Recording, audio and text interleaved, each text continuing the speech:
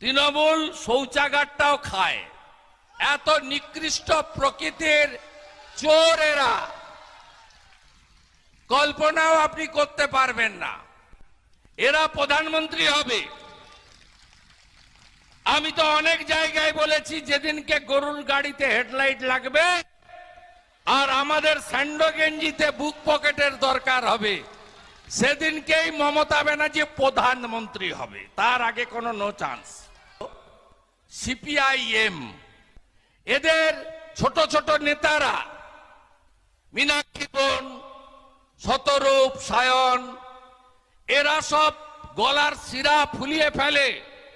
চোর চোর ধরো, জেল ভরো।